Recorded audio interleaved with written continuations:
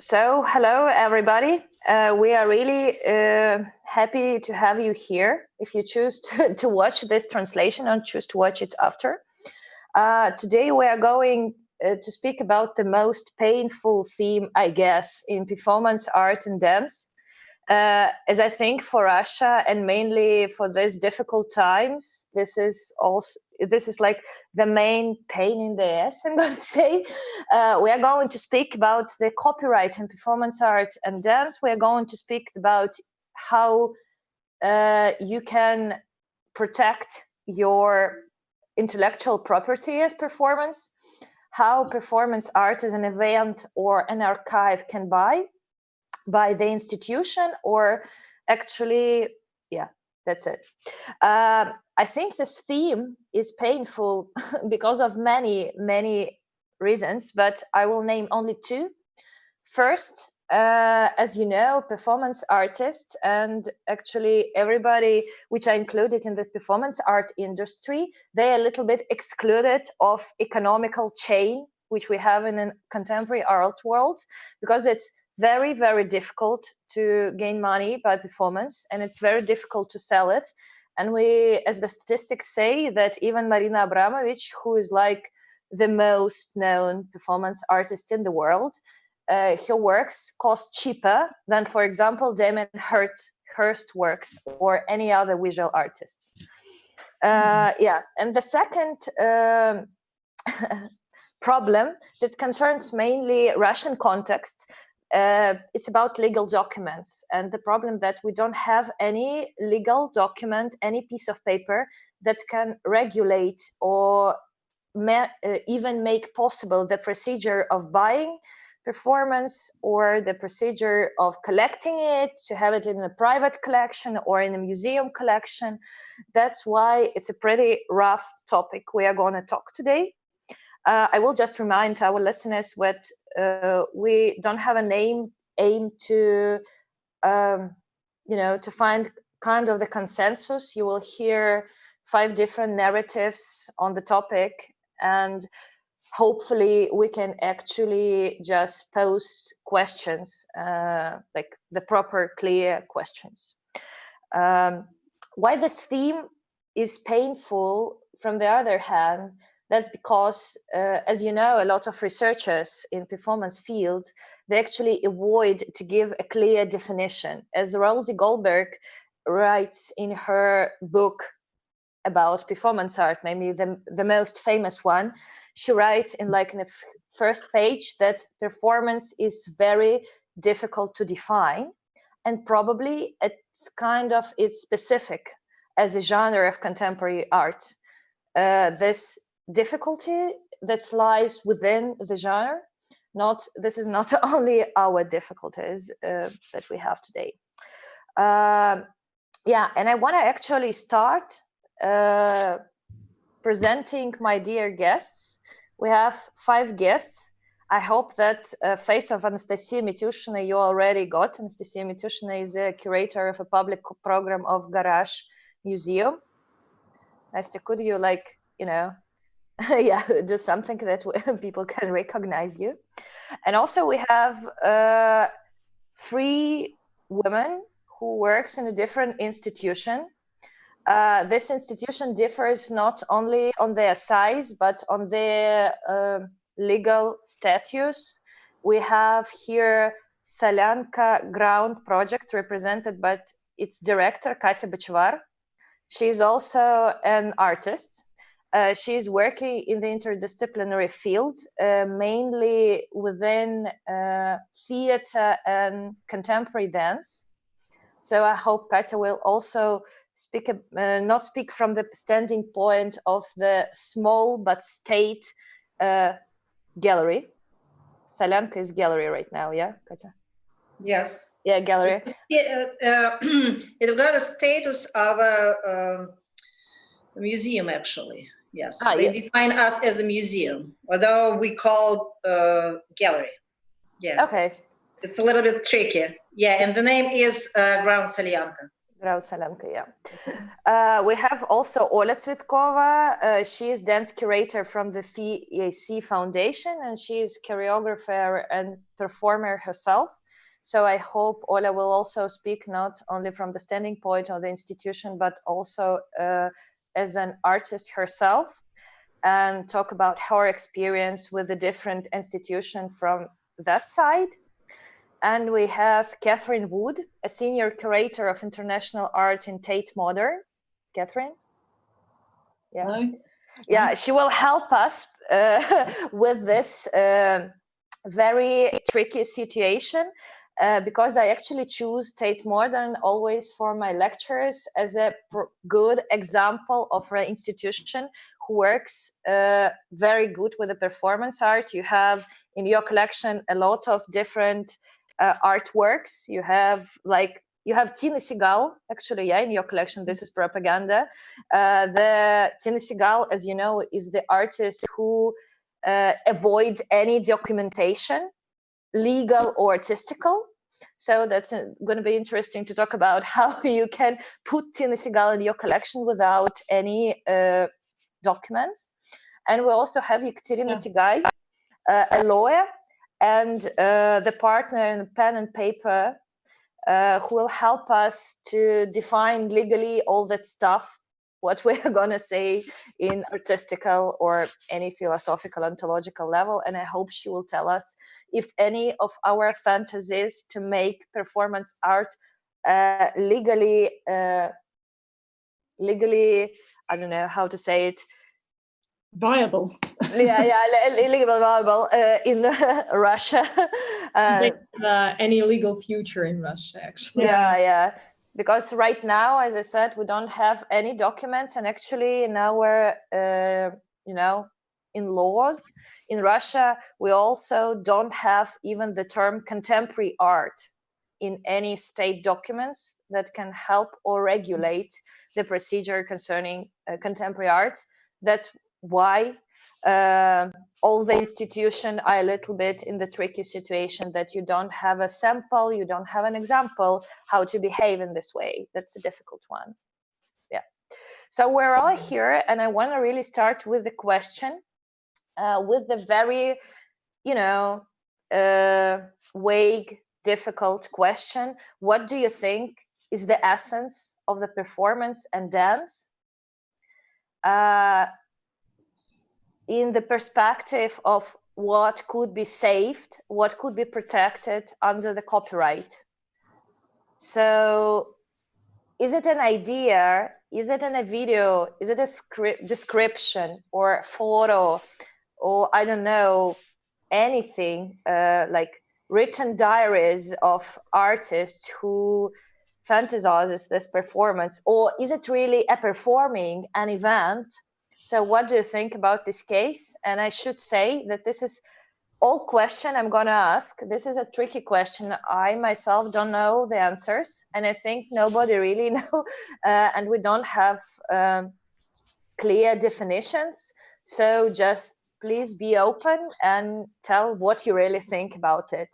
Ola, I will ask you to start. What do you think is the essence? What you as an artist want to protect by copyright? Okay, it's working, my microphone, right? Yeah, that's okay. So it's super paradoxical, actually, thing in itself. So maybe I am a contemporary choreographer who is working actually in 21st century. I'm somehow kind of thinking in parallel with Andrei Lepeki. And I'm totally supporting this idea that actually like work of art, it doesn't really belong to the artist or to the dancer today. Because actually the concept what we are all developing and working, the main idea to keep them free and wild. So to keep this state of freedom actually. And because of this wild state that actually they can resist the fixation. So from this point of view, actually, like the wild state of concepts or work of art is actually exactly what makes them never become kind of individual thing or kind of having individual opinion. So in that sense, I have a really big question about authorship today. So you don't think the authorship should be somehow existed in the performance or dance? You think this is a kind of the gift? Do you think about this as a gift? During the whole dance history, we are struggling with a partiture or with a way of writing down the score of a dance, of a choreography. And actually what is really powerful, it's this ephemeral state of dance and this ungraspable structure of it. So in that sense, I think kind of archive or authorship or something should be really about rethinking. I will try now to verbalize it somehow. But your standing point is like nobody owns performance or dance. Nobody really does it. I guess yes. It's like weather. So it's like weather, kind of like this. It just happens, yeah.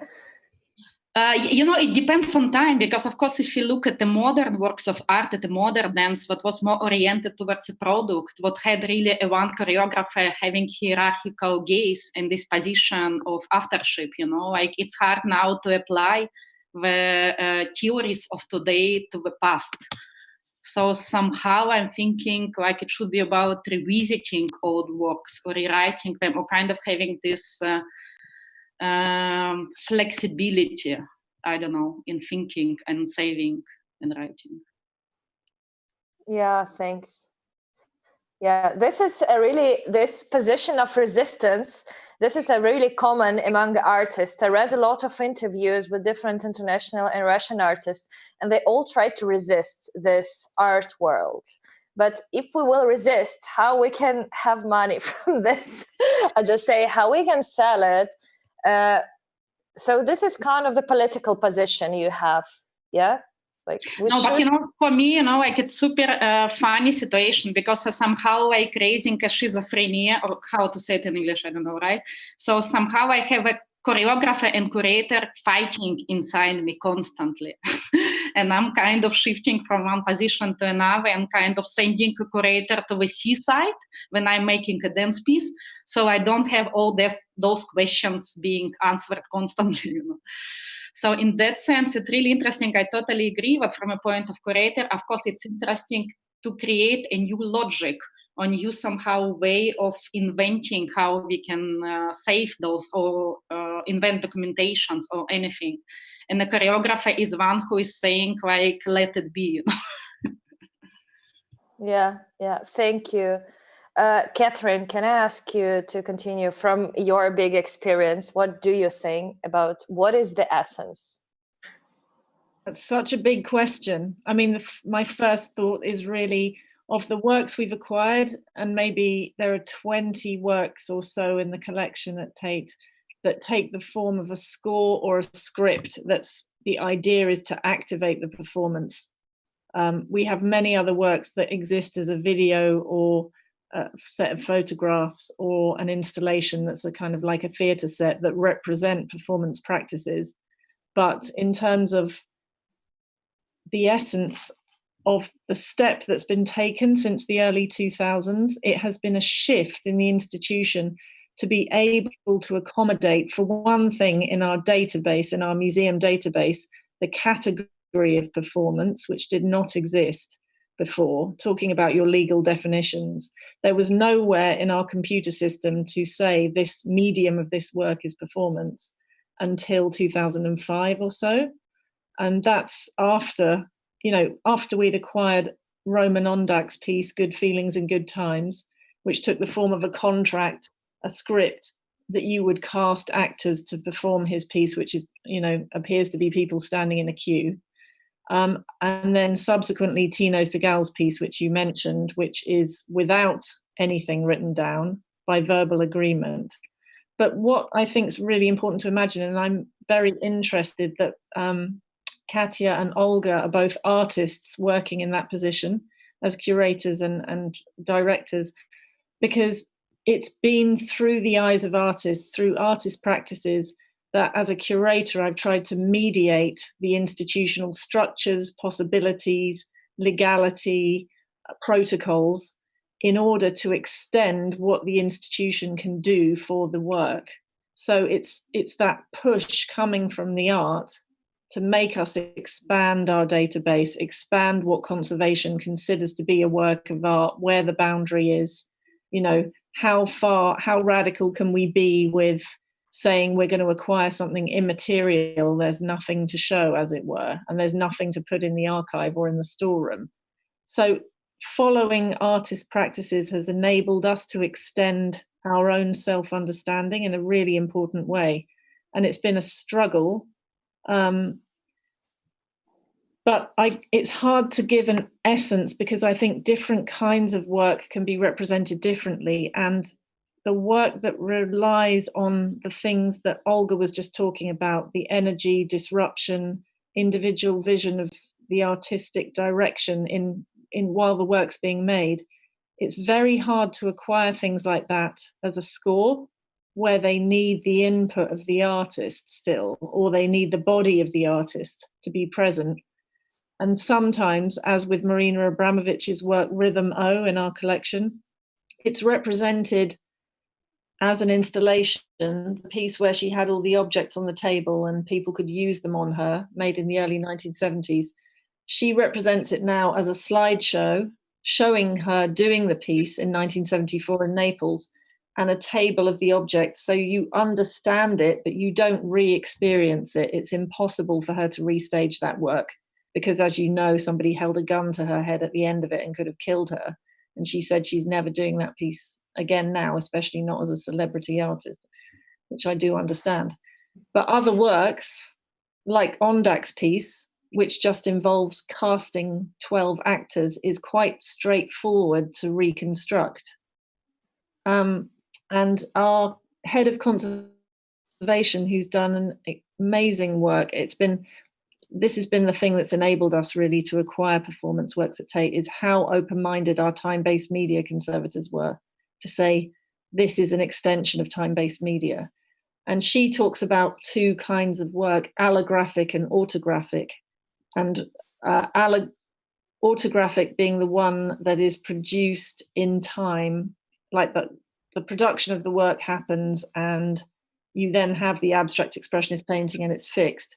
Allographic meaning more like a musical score that is to be played or interpreted, and it can be reinterpreted. And those are the kind of parameters that I've worked on a lot with artists when we acquire those works, is how free can we be with your score? What are the details that are important? For Tino, there are certain things that were really important about who would perform his piece, who would sing it in the gallery, how they would do it. And with him, we had to remember those. Tanya Bruguera's piece, Tatlin's Whisper 5, with the police horses, she had very specific conditions, not only about how the police behaved, which was they have to behave how police really would behave in a riot situation and not be friendly to the public, which they started off doing. But also the conditions of the piece were to do with, it can only be shown when there's a memory of a recent social unrest where people have seen police horses, for example. Sorry, there's so many things to say. I'm going in many directions, but I think each work, this is what I would say, it's very hard to define an essence, because I have found each work we've acquired that takes the medium of performance has pushed the institution in different ways, and each one has different requirements. So we have to treat them very specifically, actually, which is a rather general thing to say.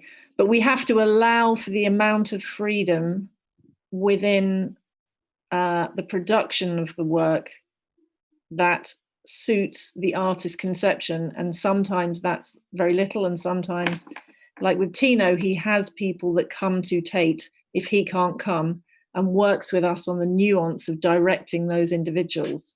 Because we have to say, when we acquire it, what happens when I'm dead and you're dead and we don't remember this conversation, about you want it to be older women who can sing in an operatic way but not too operatic, etc.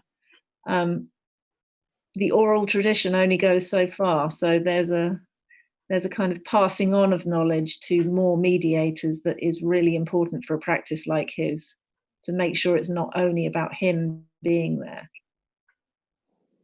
Yeah, thank you. As we mentioned, Katya Bachelor, I want to ask you next, what do you think about this as a director and as an artist?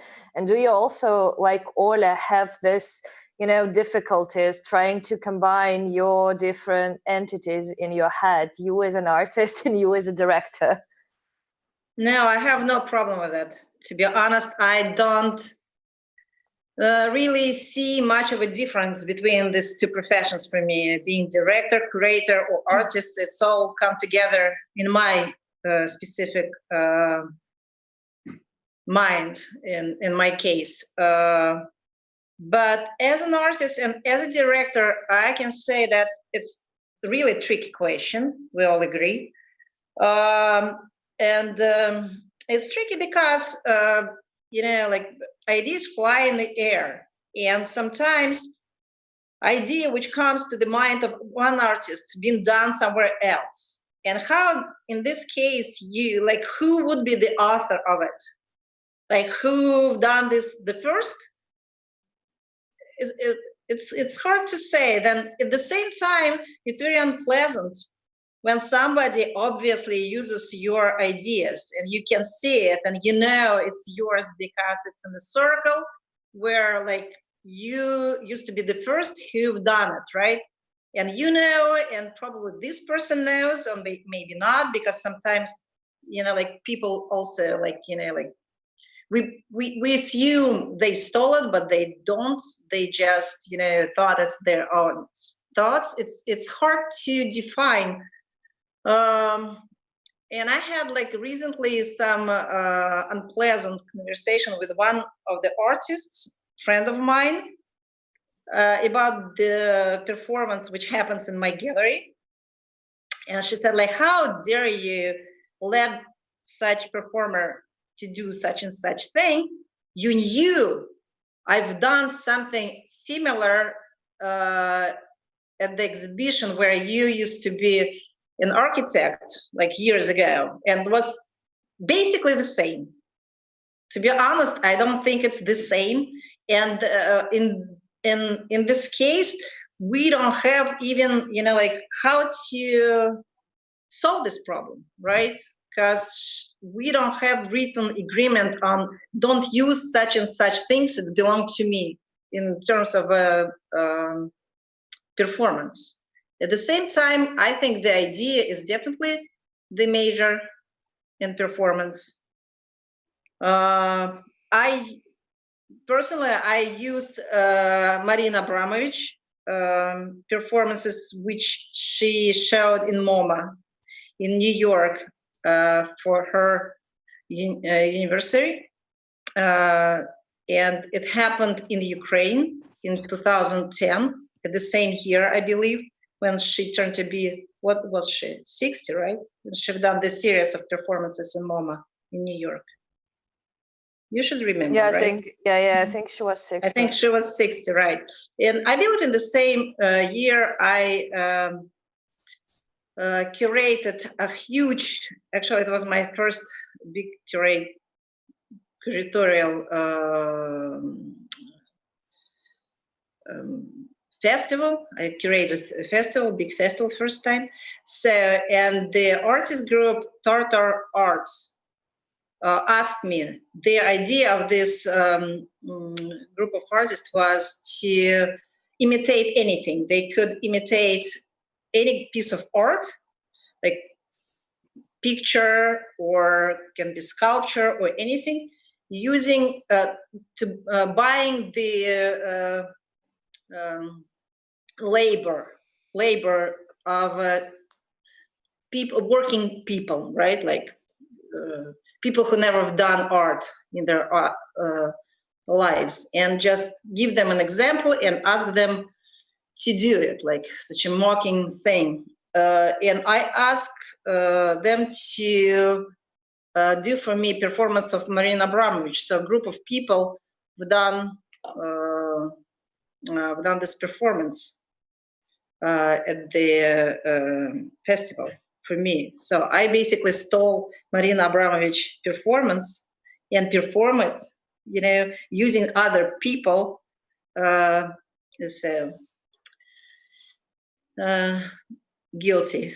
Yeah, but the funny story about Marina Abramović, I've read it in one of her interviews when she was doing her big artist show, The Artist is Present, I guess. 7 Easy Pieces, when she re-performed the main big performance art. She actually redone the work of Beuys, but Beuys was dead at that time, and she needed to communicate it with his widow. And somehow the widow were against this, but then she said, okay, that doesn't matter, I will do it anyway. So when she was re-performing Beuys, she herself didn't have a right to do this, but she still did. So this is... And this is why, because, we don't have a law. Nothing is protected. We cannot protect performances yet, at least yet. Yeah, Katya, thanks. Theater does it. Like they can protect their performances, and ballet, I believe, as well. So the performing art is not protected. Yeah, that's true. Nastya, will you add from your point of view, what do you think is the essence? Probably I use the word essence, but me, myself, I think this is this is kind of the triggering word. That's why I use it, because I want you to trigger on this word. But probably this is the not correct word for the performance at all.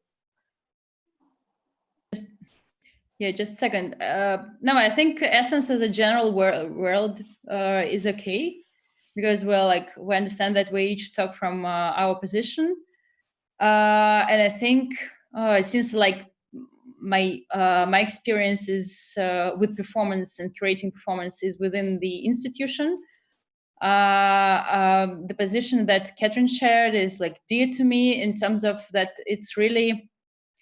I also try to work from the point of what I, as a representative of an institution or curator, can do, where I can be helpful, useful, and where, because when I do the choice what to I want to say exhibit, which performance to include in the program, and we have parallel things. So sometimes they are within the exhibition, and so it's another media to talk on the theme of an exhibition. And sometimes it's a separate program, which is Garage Life. So there are several issues, I think, which are most interesting now, if respond to a question regarding the essence. One is providing space and opportunities for young performers that we have now in Russia. And provide them institutional support and giving space and basically facilitate. So this is where the even these questions of copyright, they do not exist. It's basic, and they hear if I operate from the point of where I can be useful, where I can be helpful, and how to facilitate in a better way. So this essence transforms into how this artistic process can be described, announced, and since we don't have a collection, a part of archival collection, it's more how the scores or can be transformed into documents understood by anyone within the team.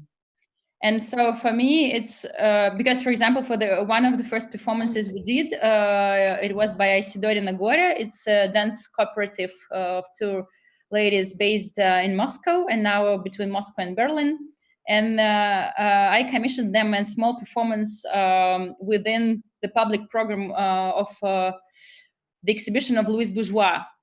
And they created a piece where it was called Cocoon, and they were two choreographers, and I think around 10 more people, dancers. They were covered all in robes, and so to take them from the place where they were covered in robes to the place of the performance, because it was under the Mammon piece of Bourgeois. The guards which work at Garage, they had to help us. And so to explain them the whole process, why these ladies, and I also forgot the correct translation because it's a style of a rope which has a very old tradition from Japan. I forgot. So, and it has sexual connotations as well. So that's called shibari.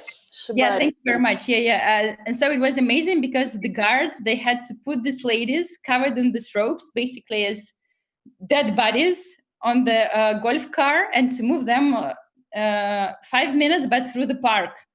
And so basically the performance started earlier than the performance itself. But to create an attitude where they don't mock them, where they care about them, it took me like 1 month of rehearsals, also meeting with the guards and explaining what's going to happen, how it's structured in time. So it was a combination of scores and the very managerial timing. So where and when people will appear, and for example, what is the protocol to the guards? When they react to the audience, if the audience interfere, and how it's structured. So it's one thing. And another thing which is really, really changing, and basically which I'm very proud of, like myself personally, because where I understand I'm really useful is through, I think, maybe last 3-4 years, we really start on getting to the level of international institutions in terms of ethics of labor. So how we structure this, and we really learned from abroad. So how we structure the honorariums, that there are rehearsal hours, that there are dancing performance hours, and even to make the shift in the institutions and our finance departments, that rehearsal hours, they're also paid. And so how they are paid and how the care is provided, and so that we have to provide some dinners or lunches, or the possibility to have the food with them.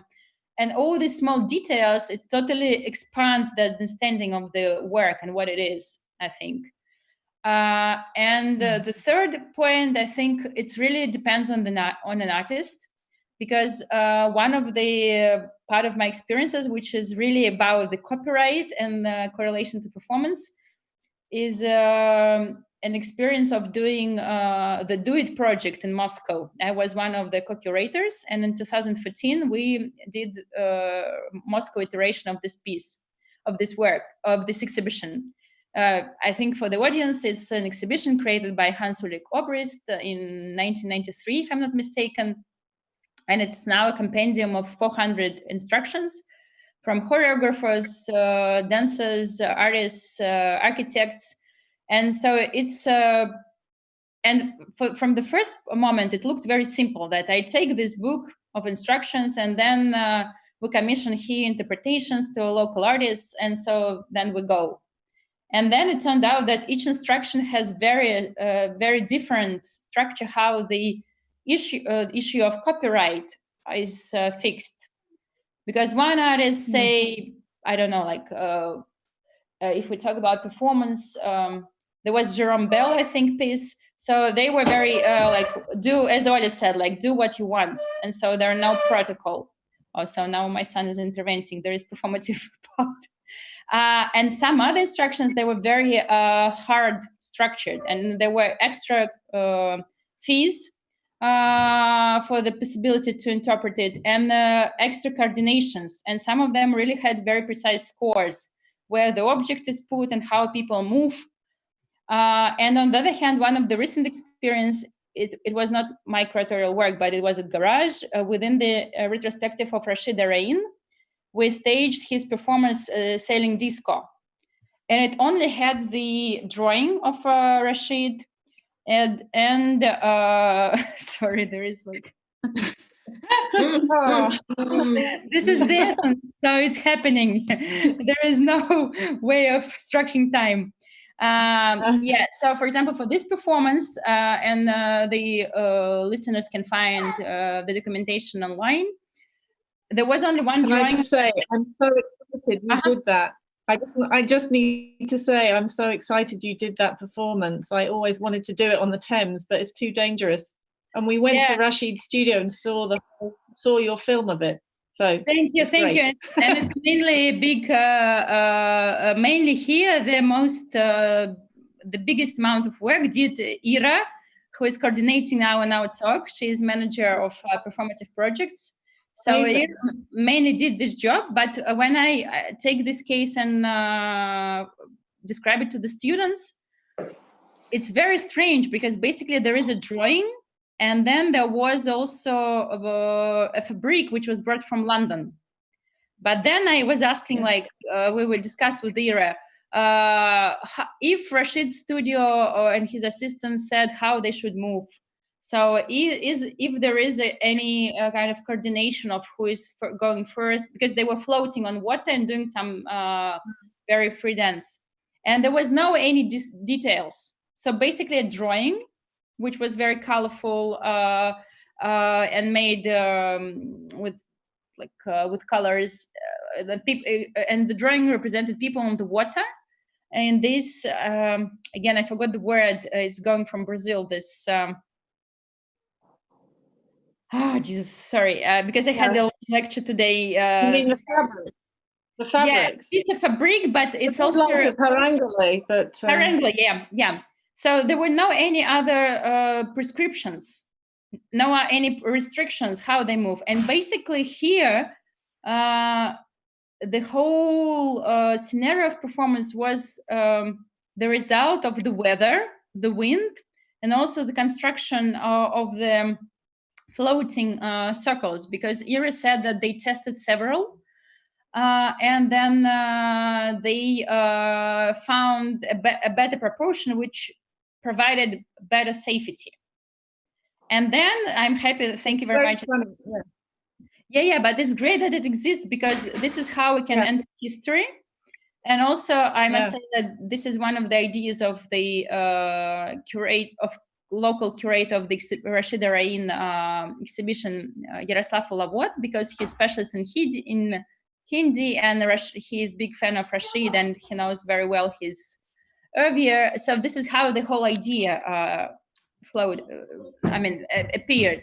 So here we also see that where institution from the point of now can be really helpful, because it's a kind of fulfillment of a dream or of an intention of an artist. And so I think this is maybe one of the best scenarios we may find. But so this is like the points which, and also the fourth part, sorry if it's too long. Dasha, you can stop me if you wanted to talk about archives. No, that's fine. Because we also have, Garage has a big archive of Russian contemporary art. And it consists of different entities. Some of them are institutional and some of them are from artists, so they're privates. And so there we have some scripts, photos, and scores of performances, but done by artists and gathered by their friend when she was a private individual. So there are two ways of two ways of the source. So one, when that the curator of this archive, she gathered all these documents, ephemera, which artists didn't value that time in the 90s, and they were not interested in keeping them. So she was very thorough in collecting all them together, and some of them were bought, but the performances are inside them not as a separate issues, but just as a part of the archive. And how to buy an archive as a set of documents, there is a precise law. So just you buy the list of pieces which are listed. That's it. So it's a simpler way. So this about Garage in very briefly. Sorry if it's long. It's actually interesting in relation to what you said. I will just jump with a small thing, because I memorized what actually some choreographers use documentation as an artistic gesture itself and an artistic work. So if you remember Deborah Hay, who was actually first selling her partiture of her work to other artists. So actually any other choreographer could buy it and perform it. And after you're writing what it was written script by Deborah Hay. So actually some of choreographers really focusing also on these things. That's actually going to be my next question after I will ask in this round of Katya Tigay, how it's going to be the nerdy question about the performance and its documentation and its different status in the museum collection and its different value. But first, Katya, can I ask you somehow to follow up all this, talks in the legal way? Like, do you think, do you think we need a strict definition? Do we need to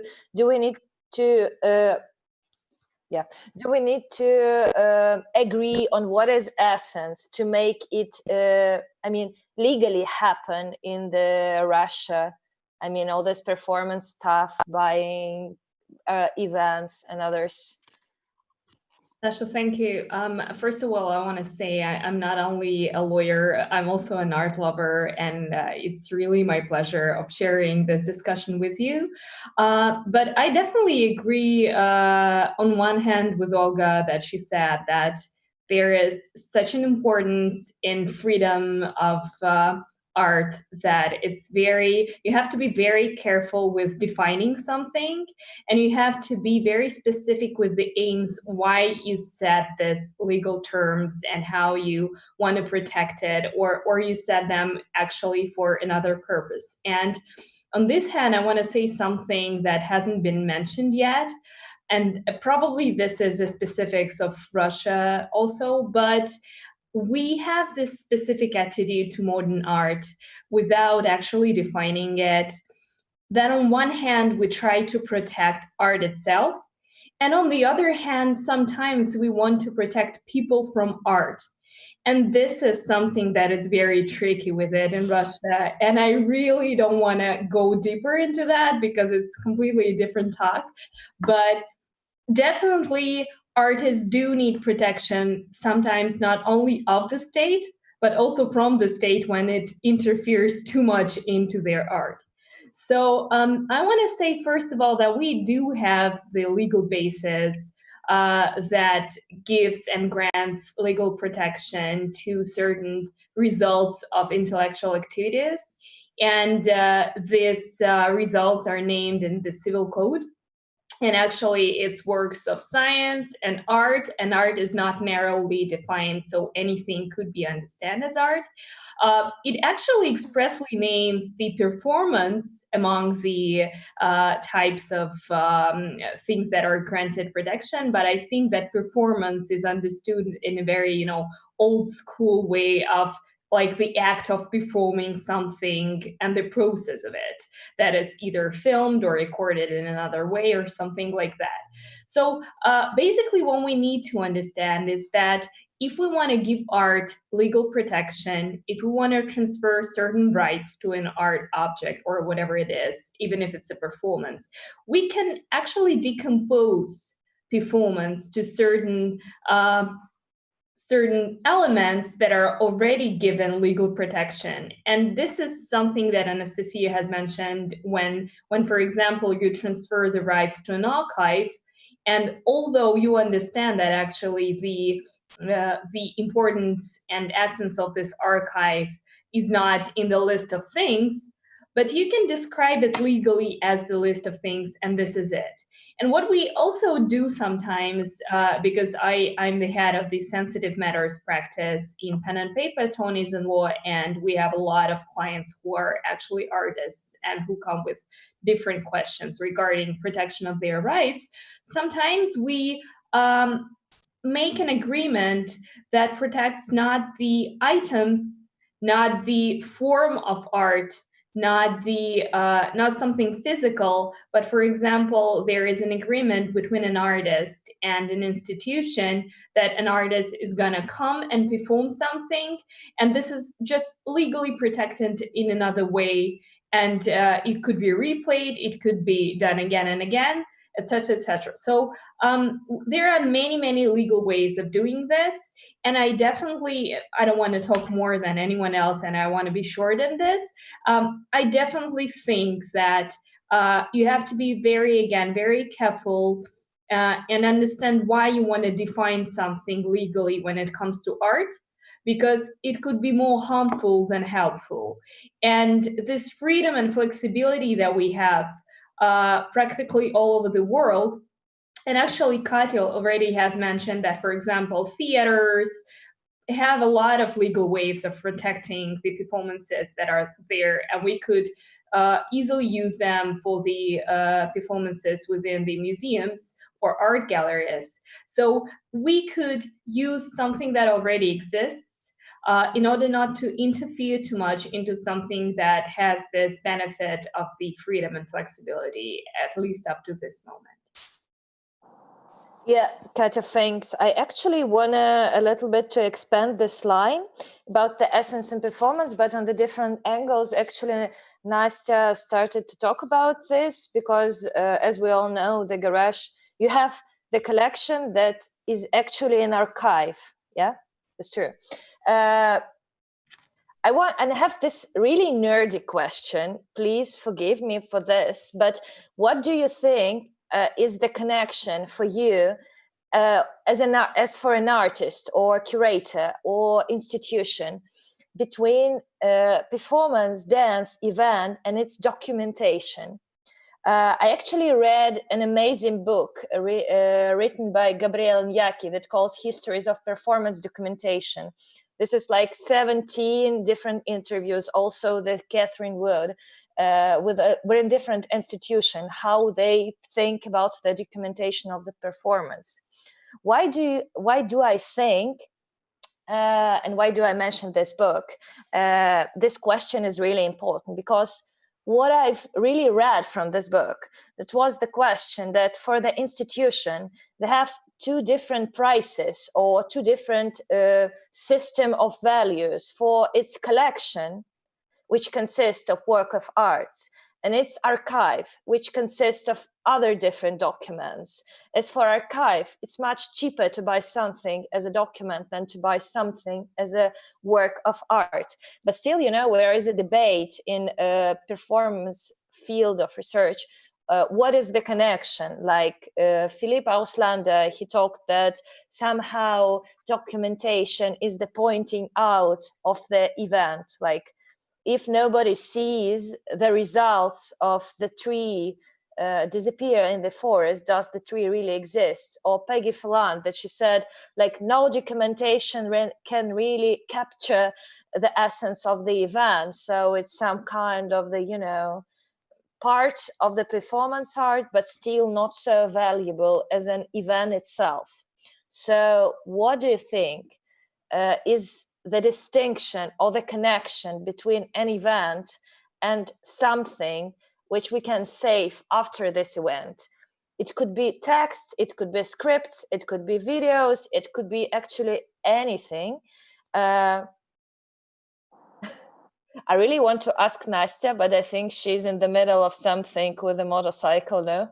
Yeah, sorry, it was broken, so maybe my turn will be next. So I have to. Yeah. So, Catherine, probably yes, my husband, he's putting to bed the second baby, so self-isolation has no nannies. So just I skip this turn and then join. Sorry. Yeah, that's fine. Catherine, probably you can start and talk about your situation, because I've read this interview with you and your co-worker, but I think this interview was done like 15 years ago, 10 years ago, somehow pretty... No, it was done about 5 years ago or less. The book came out of a research project we did at Tate with a researcher from New York called Jonah Westerman and Gabriela Ginacci, and that's where the book Histories of Performance Documentation came from. And one thing to say practically about Tate is the archive is a very separate entity, and it's mostly about the history of British art. But when there have been, and it's true that there's a distinction between how acquisitions are made. But in the past decade, a really significant thing that's happened for performance is a shift in the status of archive documentation. So artists, we consider artists now like Charlie Atlas or Babette Mangold, a decade ago were being seen as a footnote to Trisha Brown and Merce Cunningham and Lee Bowery and other people who are the artists. And I think there's much more of an understanding now about the role of those people who made the amazing photographs and films of choreography and performance. And they're getting shows in their own right of their bodies of work. There are many questions that have come up, though, for senior artists, even like Joan Jonas and others, who don't have rights to the photographs of their own work, which is a tragedy in some cases. And I think I think it's a very fine line legally, and I'd be interested in Ekaterina's take on this, because I think the young generation are much more savvy about photographing the work and owning the rights to the documentation. But many artists of the 70s generation had an informal agreement with friends to photograph their work, which frankly, they would spend weeks and months creating this tableau that's incredibly elaborate and having photographers stand and take single point shots that simply, in my mind, document it. They weren't particularly always creative. They're quite straightforward documentation, but the photographer will retain the rights without a contract between them. So those problems have come up a lot. I still think, though, in terms of the kind of performance, that one kind of performance I've been interested in are artists like Joan Jonas, Jack Smith, young generation like Monster Chetwynd or Carlos Amorales, who come from painting and think in a pictorial way, and actually photographs of the tableaus they're creating through live performance are forms of, I mean, this was a show I curated at Tate, actually, painting after performance, a bigger splash. But I think there's a compositional way of thinking about performance through the history of art, post-war art, that means you get a lot from seeing photos and films of that work. It's not only about the texture of live presence that body art was about. And it's distinct from dance and choreography in a certain way too. I think there's been, from Vienna Actionism and Gutai onwards, an approach to composition which makes the photography very important, actually. And you're not necessarily losing so much by not seeing it as an event. Yeah, this is actually the standing point of Amelia Jones, who in her very famous article, she wrote, like, I was 7 when Aconci made his pieces, and it was impossible for me to really join this, but I really want to be a researcher. So what can I do? I can use the documentation as a part of thinking and imagining and being there. Exactly. And she actually, she tried to somehow think of documentation, a process, and of documentation, reimagining of the performance and the in participation performance itself as the same thing. Like, this is her purpose. Yeah, I don't agree. Really agree with that. I don't agree with that. It's not the same thing. But I had an interesting conversation with Joan Jonas as a pioneer of the medium and using video and incorporating it into the live performance. And what she did a couple of years ago at Tate was re-perform with her old footage of herself in the 70s, as Mark Shamovitz has done and other artists, kind of confronting their own documentation with a live now, which is fascinating. And actually it's a natural social relationship that any of us have to photographs of our lives. So it's a way of bringing that into the work. But she was looking at a selection of Jack Smith photographs that we had on our wall in Tate in the collection, which I think is anyway important to incorporate what Mike Kelly called those minor histories into rooms of painting and sculpture to show that that history existed. She said, this is nothing like the experience of being at a Jack Smith performance. He would turn up an hour late, he'd be angry, it would go on and on. There are 15 of us, we were drinking together, the atmosphere, the smell, you know, you are not getting it. But she said what she thought was important in an institution like Tate that's trying to represent art practice is that there's a live program as well. So you might see the photographs of the past work and you will experience performance by contemporary artists and understand that there is this other medium too. And somewhere it's the imaginative space between those things that gives you something, rather than a forensic reconstruction of something that happened in somebody's apartment in the 60s, trying to be too precise. It's to do with the sort of conjuring the emotion, conjuring an imaginative understanding through both kinds of experience, but neither will get you to authenticity per se about the past. Does that make sense? Yeah, totally. Nastya, will you add something from your point of view? I only can add from like current experiences that it's really, again, really depends on an artist. And because, for example, we don't, it's on the one hand depends on the artist, like what artist wants. And for example, there are interesting cases when, I don't know, the choreographers or dancers, they had a piece and they want to expand it, to expand this piece. For example, I'm talking about the work we're preparing for fall with Anya Kravchenko and Nastya Tolchneva.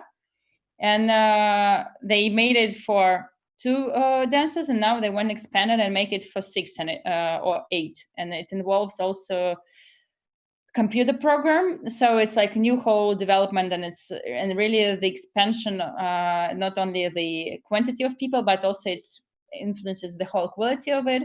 And they had and I asked them, like the standard questions from the institution, because we're working on future partnerships, and there are this separate life of development department, which they ask, oh, can you give me some photos? I want to, try to find a sponsor or something like that.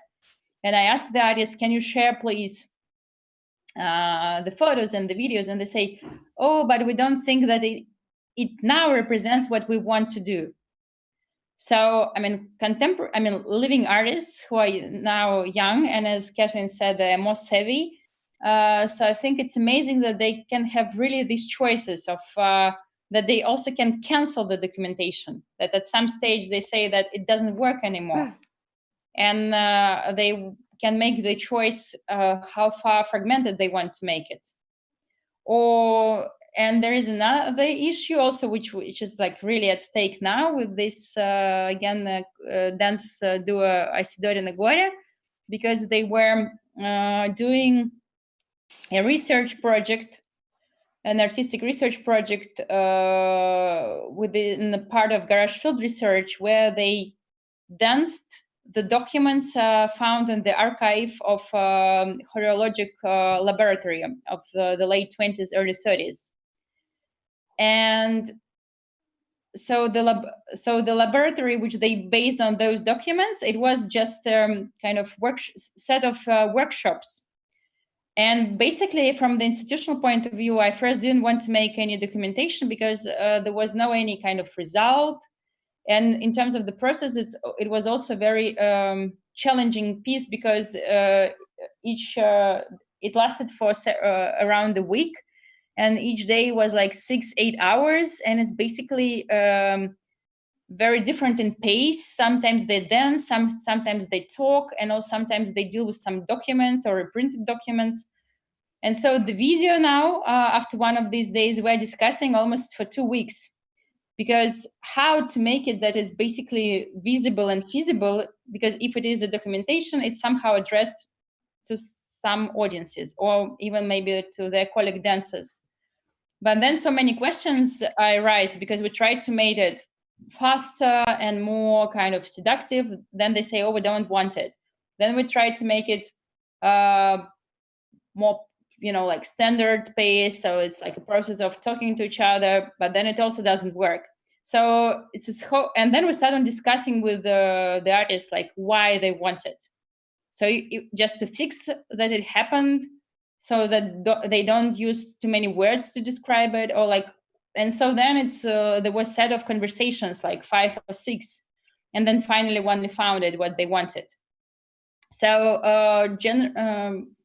I think, but what I also learned from the experience, that it's really important to discuss with the artist at the very beginning, if it's a new commissioned piece or a kind of a piece, as we did with Rashida Rain that we discussed, Sailing Disco, that if we make it, so do we want a documentation, and how fabulous it has to be, or it has to be closer to documentation. So because it's really can really shift the way the audience sees the work afterwards. And so this is where the responsibility is. And also I think it's now becomes one of the areas of curatorial responsibility, because and it's really important to talk to an artist or to really learn if the artist is dead, to really research and learn how artists did it before, and or describe to myself what are the choices, because with this beauty which we add, it sometimes can kill a piece, or I don't know, like so how is restructure it. And just to make it like wrap up, I think surely documentation becomes a piece in itself. I think not as authentic as Catherine shared, but it becomes something else. And so it's important also to understand how big is the gap. I mean, how far it goes from the piece when the documentation is done. Catherine, you want to say something? Oh, well, I was just thinking that's, in my experience, so specific to each artist. I remember working with Carlos Amarales in one of the first performances at Tate Modern, and he was absolutely clear that the photographs of the work were going to become the work for him. Where other artists, as you said, like Tino said, I never want photographs of the work because I never want this work to be represented in a vitrine or in a framed photo. I only ever want it to be the live experience, and he felt it was too reduced. And I think artists, and Joan Jonas will take a set of slides and incorporate them into showing the stage set. So I feel what we do at Tate actually, and I agree with what you say, we've learned over the years how to do things ethically with paying and all those production issues, borrowing bits from theatre, borrowing bits from dance, borrowing from music, borrowing from what we understand about photography rights.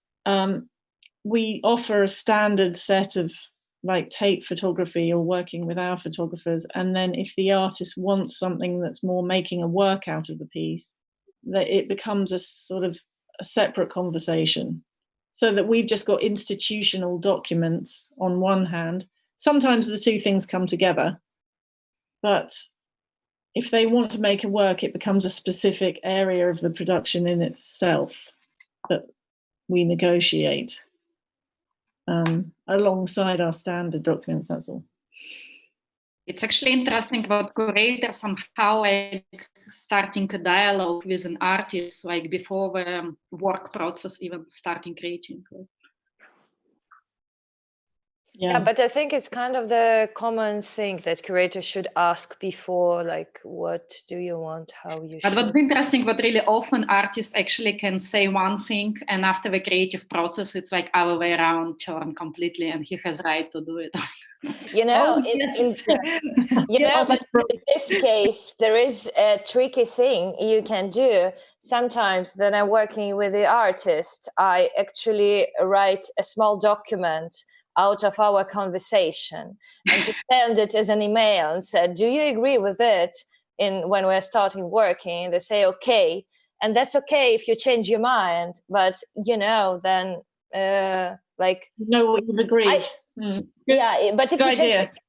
Yeah. I've always done it with an artist because you can like point out to the email. And of course, if the artist change their mind, you should somehow to do different things. But, if you change your mind in the very end, probably we can't, as an institution, as a curator, do it in a proper way.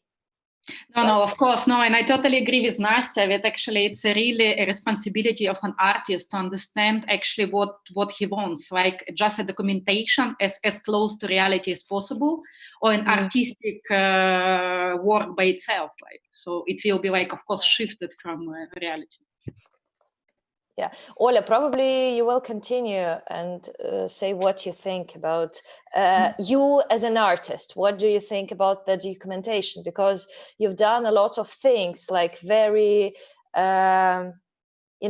between life and art. For example, your performances in Altufio with this red flamingo you have on the back. It was like more actions, yeah? More some like... Yeah, maybe I will somehow what I would like to do now, because we of course discuss it from perspective like from a curator or from a gaze of a director. But for me, it's interesting always to change the direction like towards our body. And actually, if you think about archive, what every dancer is a living archive. So actually our body somehow, like, it's interesting, as soon as movement is passed from one body to another, it already remains in the muscle memory. So actually in that sense, like every dancer, like contemporary dancer, like having inside the archive. So, and you mentioned Boris Sharmat's, who's the Musée de la Danse project. Exactly, and for me it's a kind of huge inspiration, because somehow like museum which is dancing, it's something what I really believe in. But at the same time, it's also interesting what visual art started to access contemporary dance from a perspective of visual art. And my interest somehow like to allow the medium exist in itself without like any reference points. And actually, it's why maybe I have another practice like which we call Autofiva. So it's actually a distant area in Moscow, a working area, and where people sleeping and not so many art centers around. And we started activity together with actually documentary filmmakers with whom we rent apartment. So in that case, like our work of art was just a documentation. And it was interesting how by posting these videos or photos taking in the area like with a pink flamingo or with inflatable, how it's called, way of swimming pool. So somehow by posting that pictures in a social network, we already started somehow to play with this intermedia kind of another area of art, I would say somehow. Mm. And it was interesting how fast we reached much bigger audience in relation to like more professional and classic works of art. So like that's my interest, how to balance or how to find the form which will kind of help access to more mass and to kind of a bigger network in artists. So actually maybe that also might be a question like why are we documenting ever? What do we want to do with this documentation? Is it just kind of an old archive living and no one is returning to it? Or is it kind of more a live form, what we are going back to rethink and reflect, like Boris Sharmat's and Flick book of Merce Cunningham piece? Mm. So somehow it's really interesting, before we start doing archive, like we already think like for what, maybe. Flipbook seems really emblematic of an attitude that artists have taken since the 2000s, I think, of using old performance documents as a score for making new work. And Marina Abramović, in a way, that's what she was doing with that 7 easy pieces, but she got a lot of credit for being the first one to do it, speaking of legal credits. And Tanya Bruguera had already done the whole body of Anna Mendietta's work, or Monster Chetwynd had remade Yves Klein, and Tino had remade, you know. But they were also there, I think. That's interesting example of who actually stole choreography of Anna Teresa de Kersmaker. I forgot. Beyonce. Exactly. So that's also really interesting example. Yeah. But then she did she turned it around, didn't she? And gave it away online. I think, yeah. I think it's really important that you mentioned, well, I don't know if that's what you meant, but Instagram, social media, the way that documents are no longer for the current generation, documents and photos are not an end point. They're a conduit to making something else. Mm-hmm. And they're a communication tool. So with Anna Imhoff's work that she did at Tate last year, the sending of the images in Instagram forms this mental archive in anybody who's going live. And the two things work together in your experience in real time. You're looking at the images online and you're consuming the real experience. And I think we have to think more about how those two things work together, actually. Like you said, I think. Katja, will you add something? Yeah, you.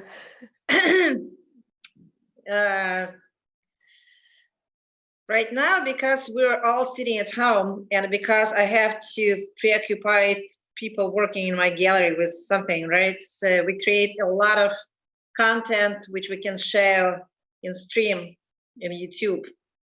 So, and one of the things which we just started, I don't know, I just want to share this with you because it's a kind of documentary strange documentary, like art piece as a documentary can be an art piece.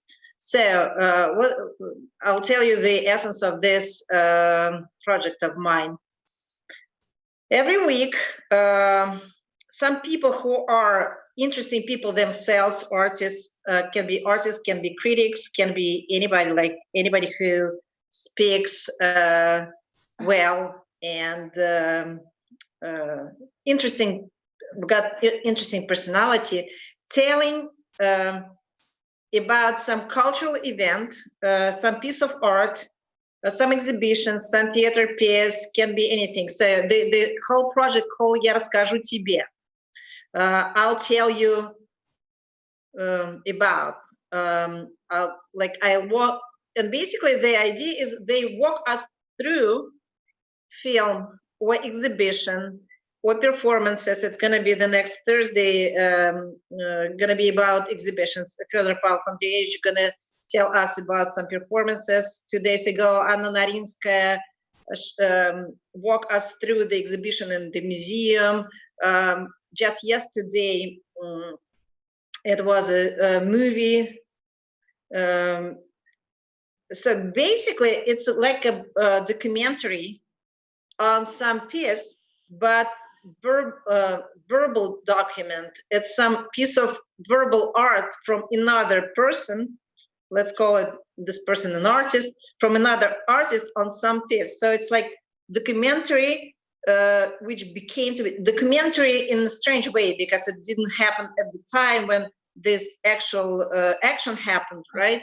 But anyhow, it's a verbal description of the art piece done by some other person, and we're gonna have it as a video in the end. So it's like a documentary on documentary, and we have a document about it, like video document on this piece. It just like crossed my mind.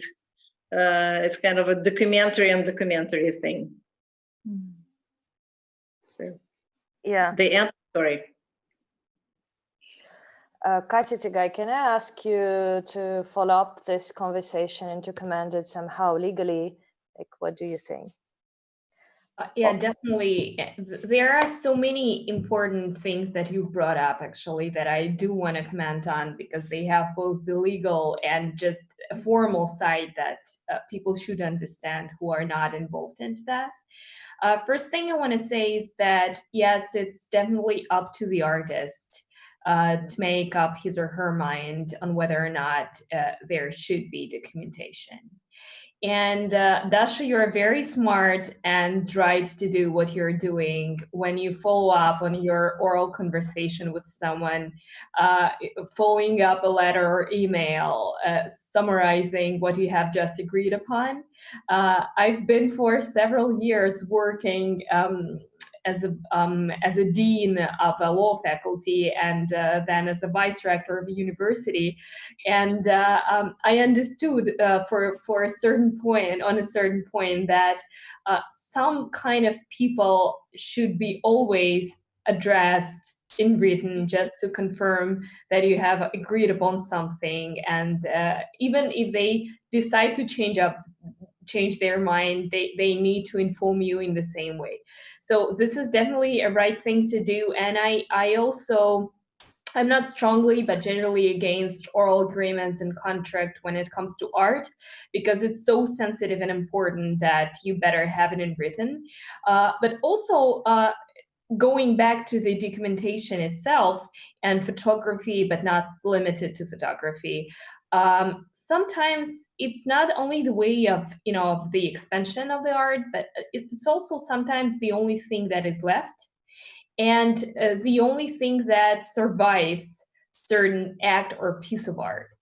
And what is very important is the ethical part, because it is very likely and often that different people and interests of different people are somehow touched by art. What I'm trying to tell you about is when it comes to the relatives and families of the artists who outlive the artists and who are legally the owners of the intellectual property. And I very often came across situations when there have been oral agreements or even non-agreements, but just, actual actions taken by the artists and their friends. For example, documentation of some kind, photographing, posting something, even keeping certain pieces of art by the friends. And when the artist dies, which unfortunately might happen to any of us, there are people who formally keep the right to the intellectual property, and then they might be against certain ways of using, transferring, or using in any other way of the artworks that have been done. And you have to be very careful on that when you work in a certain institution, because then we rise and we come up to a very important question: who the art is for and who the art belongs to. So when we say that in any case, the right of the artist and then of his successors, for example, his children or husband, wife, whoever it is, their rights are more important than the rights of the audience or of an institution to show and promote and share this art. This is one way of legally dealing with it. If we assume that the people's right to experience this art is more important than private rights that are no longer actually harmed in any way or anything like that, it's a completely different legal way of protecting these rights. And this is something that we're now going through because everyone is isolated, and Katya just told that she's, not using this, but she's helping people to go through this isolation by, making others share their experience and walk you through their experience. And this is very important. And when I announced our conversation on Facebook, I told that we're all part of, this global performance that is going on right now, which is unfortunate but true. And institutions and museums have this very important role right now of helping people and opening their doors by showing the documentation of the art, because this is the only way that people can experience it right now. And now we face the question, what if the artist did not originally agree for the documentation? What if the artist right now does not want this documentation to be, publicly open and shown, etc.? What is more ethically important? To make it available to the people and to make it essential as something that we, sometimes we say that food and drinks and this is essential, but for a lot of people, art and culture are the same source of energy and of feeling alive. And whether or not this is more essential than protecting somebody's private, including intellectual rights. So this is something that I wanted to touch upon. My personal point of view is that once intellectual property rights are protected and no one steals it from you or no one opposes your authorship or anything like that, art should be public and documentation should be public. If it was not made with the violation of rights. So I think this is very important at the point of life that we're facing right now. Yeah, thank you. And actually, I have the last question for all of you. And it's really crisscross your answer right now. My last question is, what do you think the institution can or should do to make performance art and dance available for their audience? Like, how do you see this? How do you see the aim of your institution in promoting? Like, do you think it's more important, right? Of course, there are lots of ways of doing, and of course, these rules are not totally universal. We need to think about the artist, the every case each time. But still, what do you think right now is more important, like to create an online collection like Pushkinsky Museum right now in Moscow is doing? They're showing the video art from their collection, streaming it through online. Or do we need, I don't know, to recreate different performances? Or probably more valuable for you is to create some kind of retrospective exhibitions? What, from your curatorial mainly point of view, you think is now more valuable for your audience, to the audience you are working for in your institution? I think for me, actually, one of the possibilities would be to make a process more transparent, like a process actually of creation. Because like talking from a point of choreographer, when I was just staging a piece in Sweden, Nordan's company, it was super interesting somehow what the director of the company was inviting politicians to see rehearsals. And that was for me a super interesting step somehow to open the process to people who only always kind of meet the final product. So we have no idea how the process, how the dialogue between maker and dancer happening. And actually after the rehearsal, like one woman among these politicians said like, wow, that was super interesting for me. I would never think what it looks like this or it happens like this, like your dialogue, but it's like super open in all senses. So in that case, I think maybe for me, one of the main interests would be to think how actually to open up the rehearsals of choreographers to public. Yeah, thanks. Katya Bachwar, what do you think? What do you think right now is more valuable? What is more important? For Salyanka, for ground as a, ground Salyanka exists only for a year, but ground itself as a project exists already for more than 7 years. And from very beginning, for us, the most important it's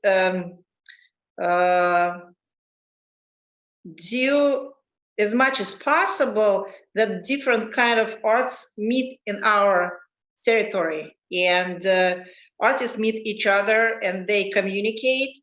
And in this process of creating art, we do so many of so different, then we bring together very different audience. And basically what's Olga just told, it's also kind of like touching this as well, because when you bring different audience, they come to see the exhibition, but at the same time they see performance because it's going on at the same time. At the same time they see and buy zines because they published and they can see them on the shelf.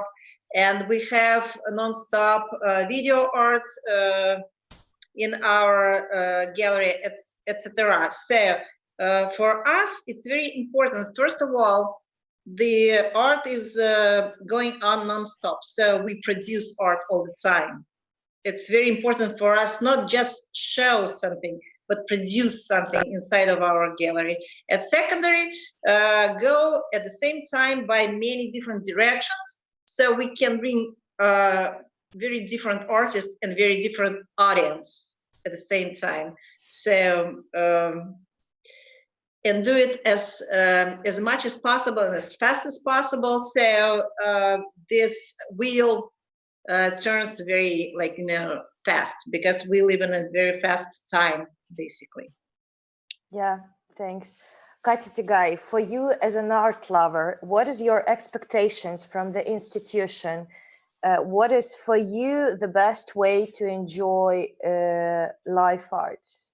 What do you prefer? Do you prefer an event? Do you prefer a big retrospective exhibition on one artist, including its archival work? Or what do you actually, as a spectator, love more? This is very provocative because I don't definitely want to choose. I would go for everything that you have just named. I do love the retrospectives, of course, because usually it's the opportunity to see something that you would not likely see at the same moment, collected from the different institutions, which is of course very interesting for someone who I do travel, but not everyone does. So it is very important. But I would say that for me, this is really something that was already mentioned by Catherine, that this is art like the way of communication. And I very often want to go physically somewhere to see the way that art is made. And this is something that Olga has mentioned, but also to see how people experience it and how people feel about it. And that's why I do love the openings of the exhibitions, where a lot of people are who not only the dressy part of it is nice, but also the part where people try to discuss what's going on and what they feel, how they understand something that they see. Because when it's not the grand opening, usually you're keeping the social distance and just going from somewhere to another place and just reviewing everything. So definitely, I think that institutions should, on one hand, invite people to share the whole experience as much openly as it's possible, and especially when it comes to performances, not the other forms of art. And on the other hand, definitely at the moments as we are facing right now, it is very important that, as I already mentioned, that something that is already documented to be shown to people, because this is the way of re-experiencing something that you've already lived through, or just opening it to yourself, because we've never had so much so-called spare time as now. Thanks. Catherine, what is for you and for Tate Modern right now, like, more valuable in a way of transmitting performance art and popularizing it? Well, I think we're almost at a point where we don't need the bracket of performance anymore. I think it's just contemporary art, and we've had 15 years of trying to introduce this area, of making it integrating it in the collection, in the exhibition programs, giving a big retrospective to Joan Jonas, for example, establishing the live exhibition in the tanks, which give a unique way of combining installations and performances in one exhibition frame. So I think it's not any more terribly helpful. It's just the way artists are making work, but we needed it as a navigation tool to enable these things to happen, like I said, as a ring-fenced area to begin with. Now it's kind of part of the landscape. And this is tied in quite closely to the transnational research that we do for bringing work from a global context into Tate, and especially learning from artists like Tanya Lukin Linklater, an Indigenous Canadian artist, or Faustin Ninyukela, who's coming from the Congo and from France, who've talked a lot about oral tradition and their body. Faustin's piece called My Body, My Archive, which was supposed to be shown just before we closed now because of the virus.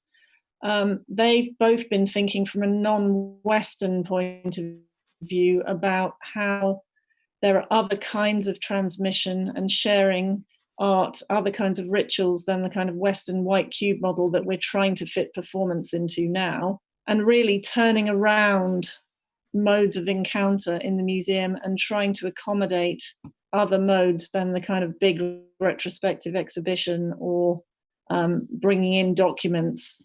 But really, I think trying to open up to those perspectives that are led by, like I say, these transnational perspectives. That's our next phase. And maybe in those, like in the context Faustin Ninyukela's working in Kisangani in the Congo, he said it doesn't matter whether it's theatre or dance or art. He's making a theatre space come school, come workshop, And those disciplinary boundaries that we rely on in institutions in Britain aren't really relevant.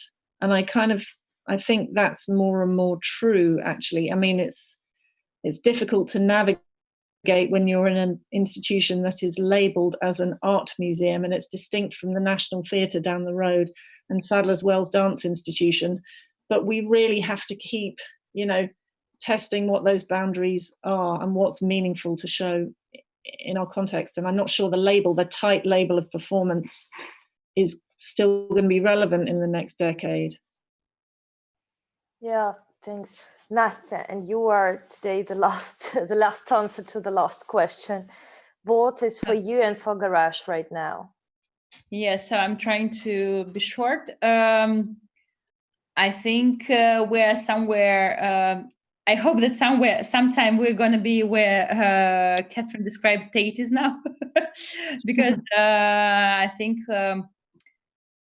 what is important for us is just to do an experiment with various forms, because I think by now we still need to create this area of performance that it exists, not in a way that we have to subdivide it from something, but that it exists without any buts, on all the levels. I mean, in the audiences, the way how they apprehend it and how they react to. Because, for example, the difference, Catherine, to share is that I was amazed when I visited Lawrence Abu Hamdan performance, and it was for the professional viewers. In Russia, it's not possible, unfortunately, yet, that all the people come at a time. And even they were all, friends of an artist, and I saw there were a lot of curators and galleries. They always sit quiet, and almost everybody put away all the phones. Now, and it describes the attitude that they came for the time, and it doesn't matter how cool they are and how important they are in the art world, but they came for it.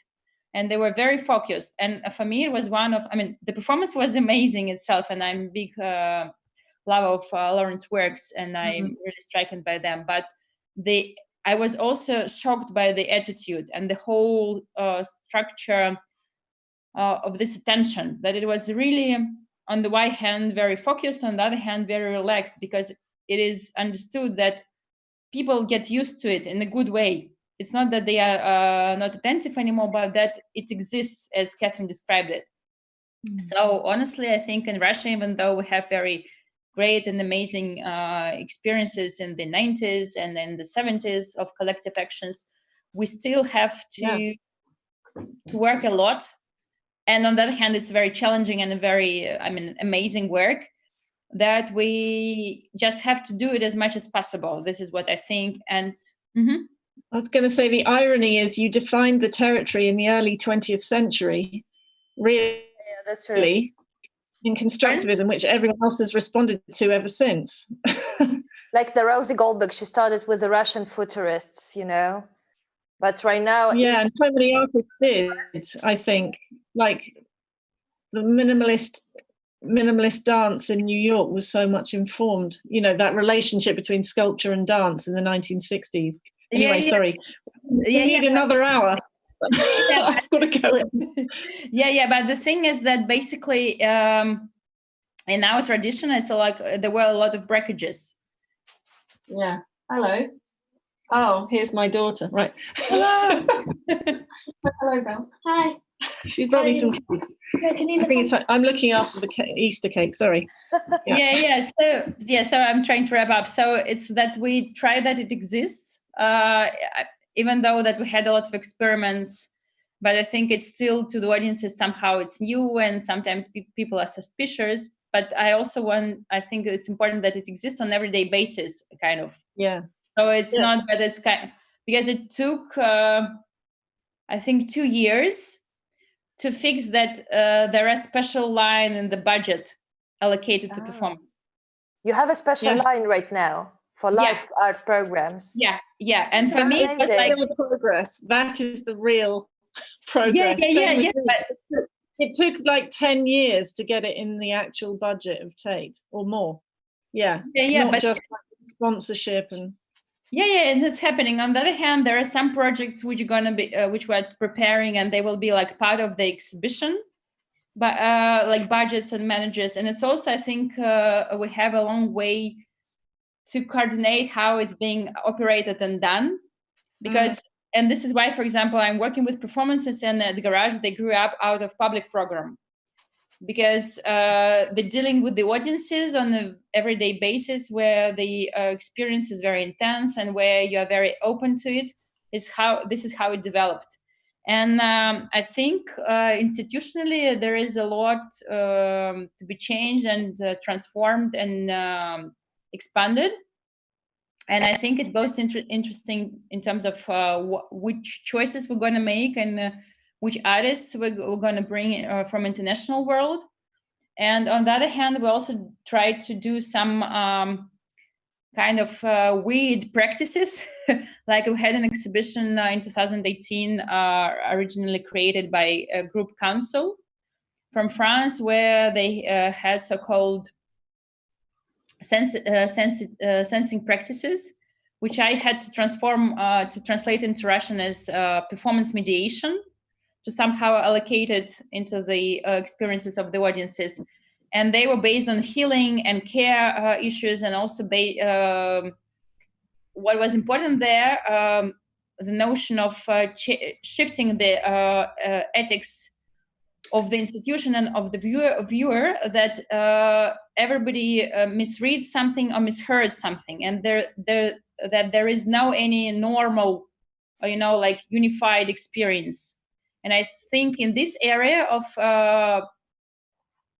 fixing it and bringing it to the local community and local viewer, it's where performance can be very, very helpful. This is how I try to choose works. And also I think what is really meaningful now is also to try to bring back our abstract mind of the early 20th century back to Russia. Because from the Soviet times, it's very logocentric, it's very plot-based, and I see how appealing to sensorial part of body and mind really shifts people away from all this stereotype way of apprehending art and information. So I think that's why performance is gonna blossom here, I hope. And I see that also it's developing in the practices of young dancers and artists who are now developing. Nastya, thank you. And thank you everybody for joining this conversation. It was really amazing. And Nastya, don't you think that all the themes we talked in all three conversations, they really cross each other, and that's really cool. We have different guests actually thinking about the same field. Thank you very much, and thank you guys for watching us. I wish we could all go for a drink now and talk more. Yeah. Thank you very much, everybody. Soon, yeah. We'll meet in person. Yes, let's do, please. Yeah. But now maybe like it's like post-apocalyptic meeting you'll have.